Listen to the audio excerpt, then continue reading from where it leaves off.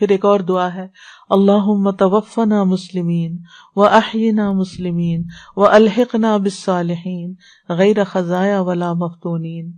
اے اللہ ہمیں حالت اسلام میں موت عطا فرما، حالت اسلام میں زندہ رکھ، نیک لوگوں میں شامل فرما کہ ہم رسوا نہ ہوں اور نہ کسی فتنے کا شکار ہوں۔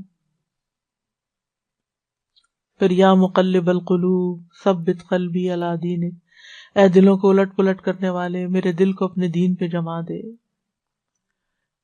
اللہم مصرف القلوب صرف قلوبنا علی طاعتک، اے اللہ دلوں کے پھیرنے والے ہمارے دلوں کو اپنی اطاعت پر پھیر دے۔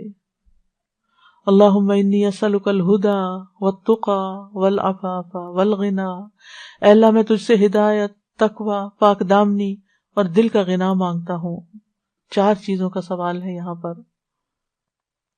اور یہ اللہ کے محبوب بندوں کی صفات ہیں۔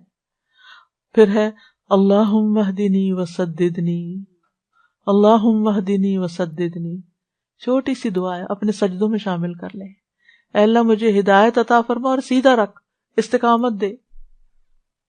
نبی صلی اللہ علیہ وسلم نے حضرت علی کو یہ دعا سکھائی تھی۔ رسول اللہ صلی اللہ علیہ وسلم نے فرمایا یہ دعا مانگا کرو، اے اللہ مجھے ہدایت عطا فرما اور سیدھا رکھ۔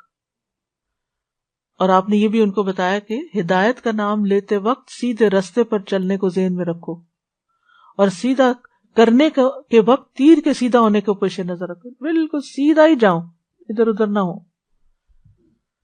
یعنی اے اللہ ہماری ہدایت کی طرف رہنمائی بھی کر اور ہدایت پر استقامت بھی عطا فرما، اور ہمیں درست طریقے سے ہدایت پر چلنے کی توفیق دے، قول سدید ہو، عمل سدید ہو۔